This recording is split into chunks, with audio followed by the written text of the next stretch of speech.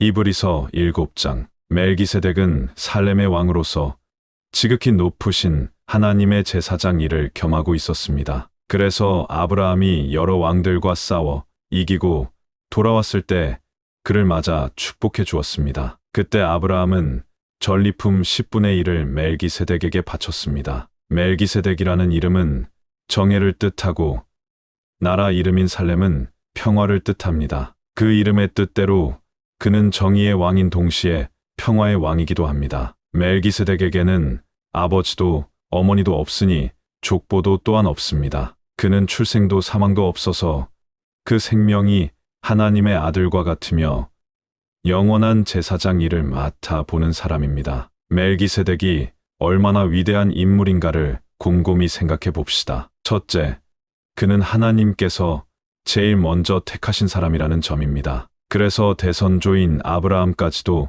멜기세덱에게 전리품의 10분의 1을 바친 것입니다. 만일 멜기세덱이 레위 가문의 제사장이라면 아브라함이 그렇게 한 것에 대해 하등 이상해할 것이 없겠지요. 하나님의 백성은 그들의 친족인 제사장들을 위해 수입의 10분의 1을 주어야 할 의무가 율법으로 제정되어 있기 때문입니다. 그러나 멜기세덱은 아브라함의 후손이 아니었는데도 아브라함에게서 10분의 1을 받았습니다. 둘째, 멜기세덱이 위대한 아브라함을 축복했다는 점입니다. 누구나 아는 대로 축복하는 사람은 언제나 축복받는 사람보다 더 위대한 사람입니다. 셋째, 똑같이 10분의 1을 받은 유대인 제사장들은 장차 죽을 인간이었지만 멜기세덱은 영원히 살아있다고 전해지고 있습니다. 넷째, 레위도 10분의 1을 받는 이스라엘 사람이었지만 결국 아브라함을 통해서 멜기세덱에게 10분의 1을 준 셈입니다. 레위가 아직 태어나기도 전에 멜기세덱에게 10분의 1을 준 아브라함이 그의 조상이기 때문입니다. 다섯째, 만일 이스라엘의 제사장들과 그들의 율법이 우리를 구원할 수 있다면 왜 하나님께서는 아론의 지위와 동등한 제사장이 아니라 멜기세덱과 같은 지위의 제사장인 그리스도를 보내셨겠습니까? 이스라엘의 제사장들은 모두 아론의 지위를 계승한 사람들이 아닙니까? 하나님께서 새로운 계통의 제사장을 보내실 때는 그것을 받아들이기 위하여 하나님의 율법도 바꾸셔야 됩니다. 그런데 모세가 유다 지파에게 제사장 일을 맡긴 일이 없는데도 불구하고 그리스도께서는 레위 지파가 아니라 제사장으로는 선택받은 일이 없는 유다 지파에서 나셨습니다. 그러니 우리는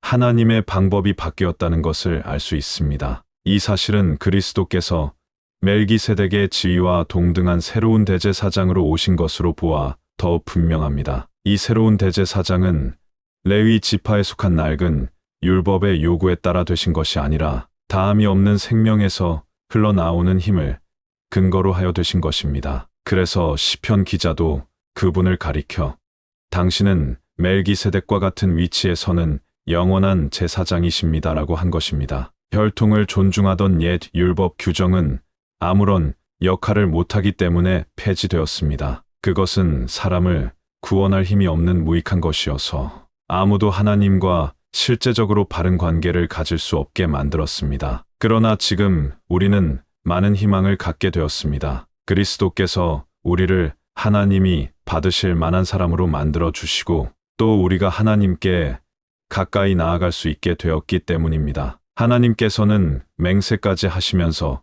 그리스도를 영원한 대제사장으로 세우셨습니다. 하나님께서 이렇게 제사장들을 세우실 때 맹세까지 하신 일은 일찍이 한 번도 없었습니다. 그러나 그리스도에 대해서만은 이렇게 말씀하셨습니다. 여호와 한 번 맹세하셨으니 결코 물리지 않으시리라. 너는 영원히 제사장이 되리라. 멜기세덱을 이어받아 제사장이 되리라. 이 같은 하나님의 맹세로 그리스도께서는 새롭고 더 나은 계약의 확실성을 영원히 보증하실 수 있는 것입니다. 옛 계약 아래서는 많은 제사장들이 필요하였습니다. 나이 많은 제사장이 죽으면 다른 사람을 그 자리에 세워 제사장직을 이어나가야 하였습니다. 그러나 예수께서는 영원히 사시는 분이시므로 제사장직을 영원토록 맡아 보십니다. 영원히 살아계신 예수께서는 하나님 우편에 앉아 사람들의 죄를 짊어지려고